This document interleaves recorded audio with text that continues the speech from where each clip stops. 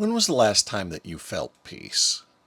Not quiet, not distraction, not the pause between two storms. I mean peace, the kind that settles deep inside you, even when everything outside you shakes. I see the weight that you carry. I see the way that you wake up already tense. I see the news that you read, the worry that you hide, the noise that never seems to end. The world has taught you to survive, not to rest, to fight for control, to run faster, to protect yourself by hardening your heart. But I came to give you something the world can't give, a kind of stillness that doesn't depend on headlines, a kind of joy that doesn't need to be loud, a kind of strength that comes not from effort, but from trust. I said it then and I say it now. Peace I leave with you. My peace I give to you. Not as the world gives do I give to you. Do not let your hearts be troubled, neither let them be afraid. The peace I offer doesn't wait for things to get better. It comes in the middle of it all. It holds you when you tremble. It walks with you through the fire. And it always leads you closer to me. So if you're ready, let me show you what peace really looks like. I remember the wind. It came without warning, howling down from the hills and slamming against the boat like a living thing. The sea, once calm, rose up in black waves. My disciples, fishermen, strong men, turned pale. They shouted over the roar, hands soaked, faces tight with fear. And I slept. Not because I didn't care, but because I was not afraid. I knew who I was. I knew who was in control. I knew the storm would not have the final word. But they didn't see that yet. They shook me awake, voices sharp with panic. "Rabbi, don't you care that we're drowning?" I stood, not rushed, not angry, just calm. I looked into the storm and I spoke, not with shouts, just a word. "Peace, be still." And creation obeyed. The wind hushed, the sea flattened, the silence settled like oil.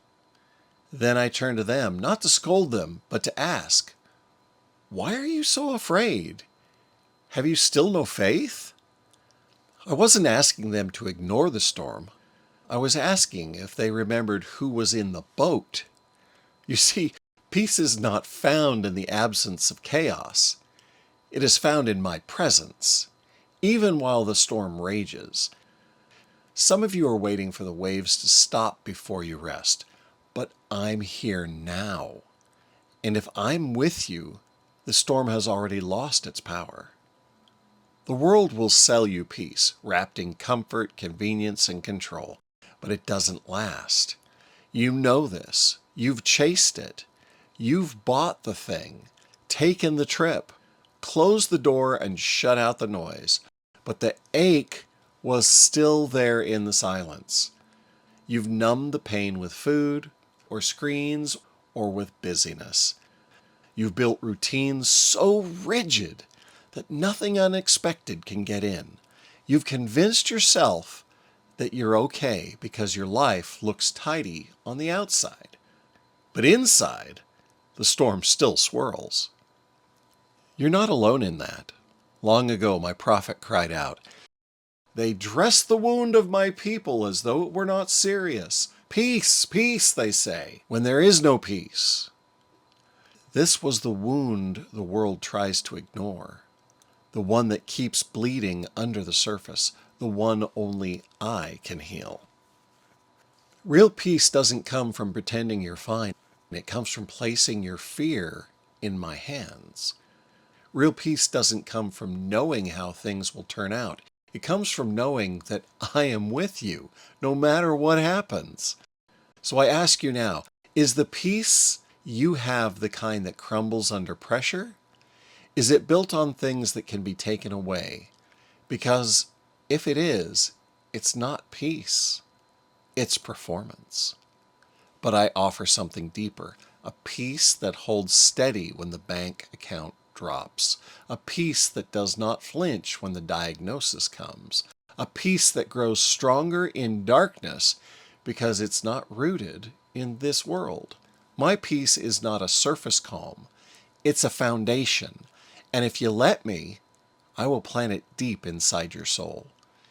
Let me tell you another story. There were two men traveling through the wilderness. Night fell, cold and thick with wind. Each man stopped to build a fire. The first man gathered dry grass and twigs. He worked quickly. The flames rose fast and bright. The warmth rushed in, and he smiled. For a moment, it felt safe. The second man took longer.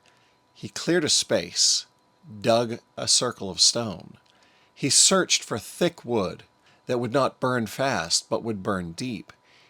His fire started slow, but through the night it never went out. When the storm winds came, the first fire flared and then vanished.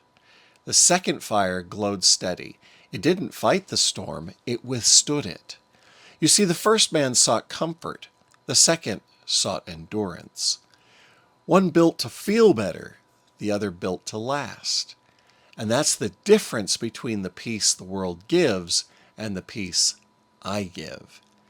You can build your life on shallow things, quick relief, easy answers, distractions that look like hope. But when the cold comes, when grief enters, when betrayal breaks in, your dreams fall apart. Those things all vanish. My peace is like the second fire. You may not always feel it rise with a roar, but it will hold through the night. So ask yourself, what kind of fire am I building? Do you want to feel better now, or do you want to be held through the storm? You want peace, but do you want what peace requires? Peace doesn't come wrapped in ease. It doesn't grow in the soil of control. It cannot share space with fear. Some of you are holding too tightly to old wounds, to future plans, or to your own understanding. You say, I trust you, Lord, but in the other hand, you grip anxiety like a rope. And I say this gently. You cannot walk in peace while you're dragging fear behind you. I remember the night before my crucifixion. The garden was still. My soul was not. I sweat like blood. I fell to my knees, not because I lacked peace, but because peace required surrender. I prayed, Father, if there is any other way, let this cup pass from me. But then I said what you must say too. Not my will, but yours be done. When they nailed me to the wood, I didn't feel peace in my body. The pain was real. The thirst burned. The betrayal pierced deeper than that spear. But inside me, deeper than the blood, stronger than the agony, there was peace, because I knew the Father hadn't left me, and I knew what this suffering would accomplish. I heard them mock me. He saved others, but he can't save himself. What they didn't know was this. I could have called down legions of angels. I could have stopped the pain. But I stayed because peace isn't running from your pain. Peace is knowing why you're still standing in it. And I saw you. Through the blur of blood and sunlight, through the ache and the weight of sin, I saw your face. I saw your shame. I saw the silence that you sit in, wondering if peace will ever come. And I stayed so that that peace could come to you. Not a fragile feeling, not a borrowed calm, but a peace made possible through my suffering. You see, peace is not proven when life is easy. It's revealed when life is broken. If you're in the middle of your own cross right now, if the weight is unbearable and the sky feels dark, then hear me clearly. You are not alone, and peace is still possible. Not because the pain is gone, but because I am with you in it. That is where peace lives, not in having your way, but in trusting mine. Peace is not the absence of pressure. It is the fruit of trust. And trust begins the moment you stop trying to be your own savior. So if you want peace, you must release the illusion of control. Lay it down. Not once, not perfectly, but daily. That's the cost. And that's the invitation. Let me carry what was never yours to bear, and I will give you peace this world cannot understand. Isaiah once wrote, "You will keep in perfect peace the one whose mind is steadfast, because he trusts in you." You were not made to live this anxious. I formed you for joy, for stillness, for communion with the Father. But something has stolen what I gave you. Let me ask you plainly, what's stealing your peace?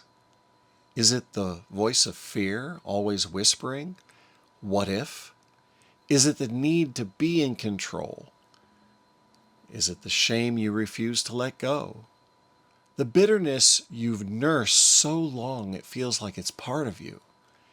Is it comparison, measuring your life against theirs? Or unforgiveness, clutching old wounds like weapons? You don't have to answer out loud. I already know. But I ask you because I want you to see it, to name it, and to place it in my hands. Some of you have tried to build peace on top of what's breaking you, but that never works. You can't plant seeds in poisoned soil and expect a harvest of rest. If you want peace, you must remove what chokes it, not with shame, never with shame, but with surrender. I won't rip it from your grasp. I'll wait until you're ready. And when you are, I'll take it gently, and in its place, I'll give you something better. Come to me, all who are weary and burdened, and I will give you rest. Let me clear the ground. Let me breathe peace into the places that have forgotten what it feels like to rest. Be still now. You don't have to rush to fix everything. You don't need to prove your worth. You don't have to hold it all together. Just breathe. I see you. I know what you carry. And I'm not asking you to be strong enough for both of us. Let me hold you. Let me speak peace over you, not as the world gives, but as I do. My peace is not thin. It is thick like oil on your wounds. It is deep like still waters after a storm. It is alive because I am alive. You're not too late. You're not too broken. And you're not too far. I have walked into worse storms. I have calmed every violent sea, and I have never failed to rescue the one who called out to me.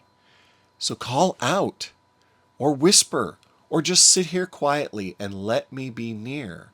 Peace is not a destination. It is a person, and I am here. Peace I leave with you. My peace I give to you.